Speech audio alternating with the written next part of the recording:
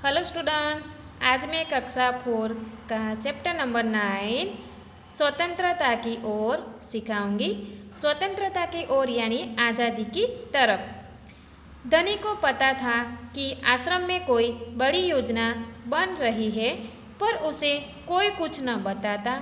वे सब समझते हैं कि मैं 9 साल का हूँ, इसलिए मैं बुद्धू हूँ, पर मैं बुद्धू नहीं हूँ। धनी मन ही मन बड़बड़ाया।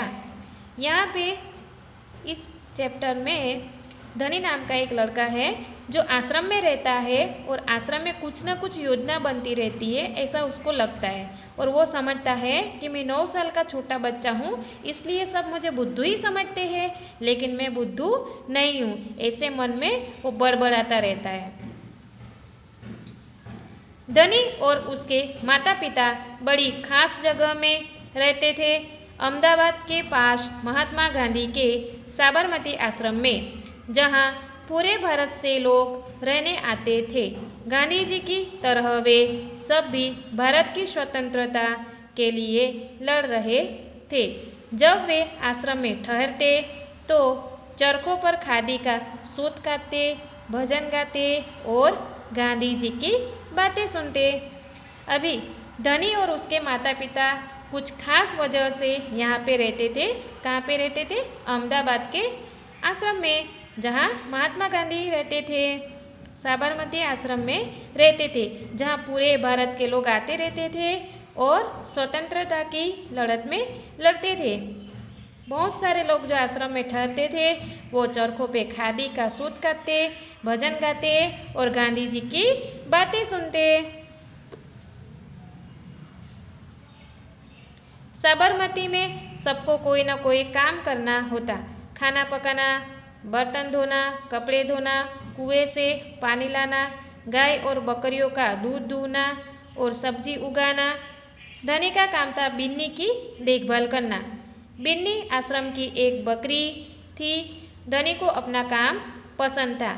अभी साबरमती आश्रम में जो भी ठहरते थे उसको कुछ ना कुछ काम करना पड़ता था, जैसे कि खाना पकाना, बर्तन धोना, कपड़े धोना, कुएं में से पानी लाना, गाय और बकरियों का दूध दोना, सब्जी उगाना। ये बहुत सारा काम उनको करना पड़ता था। जहाँ पे धनी जो था वो बिन्नी की देखभाल करता था। जो बिन्नी जो थी वो आश्रम की एक बकरी थी। धनी को अपना काम पसंद था क्योंकि बिन्नी उसकी सबसे अच्छी दोस्त थी। धनी को उससे बातें करना अच्छा लगता था। उस दिन सुबह धनी बिन्नी को हरी घास खिलाकर उसके बर्तन में पानी डाल रहा था। अभी यहाँ पे क्या होता है, जो धनी है उसको बिन्नी की दोस्ती अच्छी लगती थी, क्योंकि धनी और बिन्नी दोनों अच्छे दोस्त बन गए थे और सुबह सुबह में धनी बिन्नी को हरी घास खिलाने ले जाता था। कोई बात जरूर है बिन्नी, वे सब गांधी जी के कमरे में बैठकर बातें करते हैं। कोई योजना बनाई जा रही है, मैं सब समझता हूँ। बिन्नी ने घास चबाते हुए सिर हिलाया, जैसे कि वह धनी की बात समझ रही हो। धनी को भूख लगी। कुत्ती फांती बिन्नी को लेकर वह रसोई घर की तरफ चला। उसकी माँ चूल्हा फूंक रही थी और कमरे में धुआं भर रहा था। अभी बिन्नी और धनी दोनों बातचीत करते हैं, क्योंकि वो दोनों दोस्त हैं ना। तो वो क्या बोलता है, धनी बोलता है कि गांधी जी कमरे में बैठ के कुछ ना कुछ योजना बना रहे हैं, मैं सब समझता हूँ। तो जैसे कि बिन्नी को सब पता होता हो, ऐसे बिन्नी क्या करती है, सिर हिलाती है। और वो बिन्नी और धनी दोनों रसोई घर की तरफ जाते हैं और जहाँ पे धनी की माँ खाना पका रही है। अम्मा, क्या गांधी जी कहीं जा रहे हैं? उसने पूछा। खांसते हुए माँ बोली, वे सब यात्रा पर जा रहे हैं। यात्रा? कहाँ जा रहे हैं? धनी ने सवाल किया। समुद्र के पास कहीं। अब सवाल पूछना बंद करो और जाओ यहाँ से धनी। अम्मा जरा गुस्से से बोली, पहले मुझे खाना पकाने दो।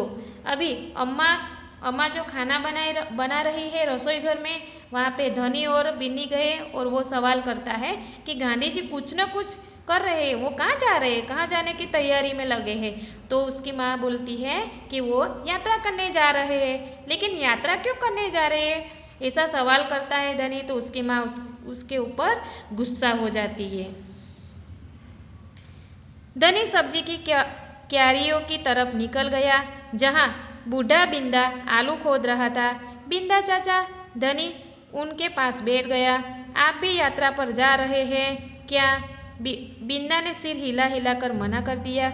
उससे कुछ बोलने से पहले धनी ने उतावले होकर पूछा, कौन जा रहे हैं, कहाँ जा रहे हैं, क्या हो रहा है? अभी धनी सब्जियों के क्यारी की तरफ निकल जाता है क्योंकि उसकी माँ ने उसको डांट दिया था, उसको गुस्सा आ रहा था। अभी जो क्यारियों की ओर वो जा रहा था, वहाँ पे बिंदा चाचा उनको मिलता है। बिंदा चाचा से वो सवाल करता है कि बिंदा चाचा, आप भी यात्रा पे जा रहे हो क्या? लेकिन बिंदा चाचा ने सिर हिला के मना किया। फिर उनसे वो सवाल करता है, कौन जा रहा है, कहाँ जा रहा है और क्यों जा रहे हैं सब? बिंदा ने खोदना रोक दिया और कहा, तुम्हारे सब सवालों के जवाब दूंगा, पर पहले इस बकरी को बांधो, मेरा सारा पालक चबा रही है। धनी बिल्ली को खींच कर ले गया और पास के नींबू के पेड़ से बांध दिया। बिंदा ने उसे यात्रा के बारे में बताया। गांधी जी और उनके कुछ साथी गुजरात में पैदल चलते हुए दांडी नाम की जगह पर समुद्र के पास पहुंचेंगे। गांवों और शहरों से होते हुए पूरा महीना चलेंगे।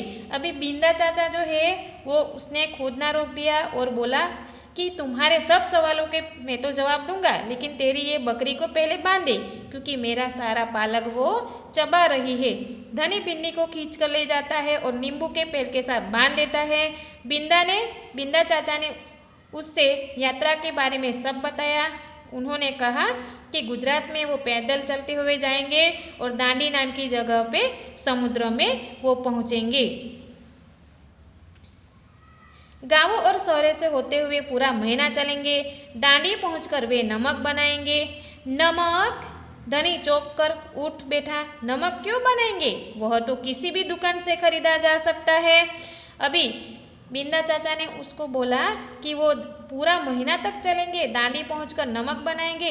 तो वो बिंदा बोलता है, नमक क्यों बनाएंगे? वो तो सारे दुकान में मिल जाता है, नमक क्यों बनाने वो लोग जा रहे हैं? हाँ, मुझे मालूम है, बिंदा हंसा, पर महात्मा जी की एक योजना है, यह तो तुम्हें पता ही है ना। वह किसी बात के विरोध में ही यात्रा करते हैं या जुलूस निकालते हैं, है ना? हाँ, बिल्कुल सही, मैं जानता हूँ। वे ब्रिटिश सरकार के खिलाफ सत्याग्रह के जुलूस निकालते हैं जिससे कि उनके खिलाफ लड़ सके और भारत स्वतंत्र हो जाए। पर नमक को लेकर विरोध क्यों कर रहे हैं? यह तो समझदारी वाली बात नहीं है। बिल्कुल धनी, क्या तुम्हें पता है कि हमें नमक पर कर देना पड़ता है? अभी ये दोनों की बातचीत चल रही है, बिंदा चाचा और धनी की। तो बिंदा चाचा ने क्या कहा हंसते हुए कि गांधी जी की एक योजना है, यह तो तुझे मालूम ही है ना कि कुछ भी करते हैं गांधी जी तो उसके पीछे कुछ वजह होती है। तो वो धनी बोला, हाँ मुझे पता है। तो वो ब्रिटिश सरकार के खिलाफ सत्याग्रह कर रहे हैं और जुलूस निकालते हैं और उसके खिलाफ कुछ न कुछ योजना बना रहे हैं। तो वो धनी बोलता है कि लेकिन ये नमक का क्या है? तो वो बिंदा चाचा बोलते हैं कि नमक पे पता है तुम्हें कि कर देना पड़ता है। अच्छा, धनी हैरान रह गया।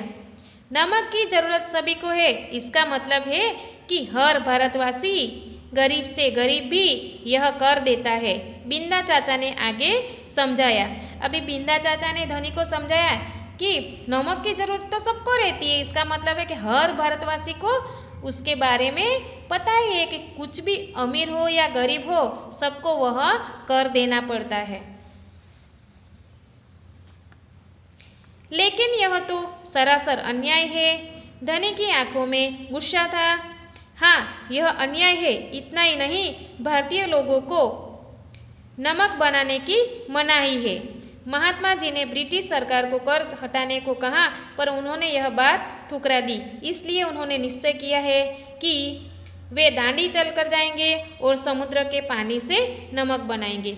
अभी धनी को वो बिंदा चाचा बोलते हैं कि भारतीय लोगों को नमक बनाने की मना है, लेकिन महात्मा गांधी जी ने ब्रिटिश सरकार के खिलाफ आवाज़ उठाई है और ब्रिटिश सरकार ने उसके बारे में ना बोला है कि कर तो देना ही पड़ेगा। और उसके लिए जो गांधी जी है वो क्या करे, अभी वो नमक बनाने के लिए समुद्र में दांडी पे पहुँचेंगे।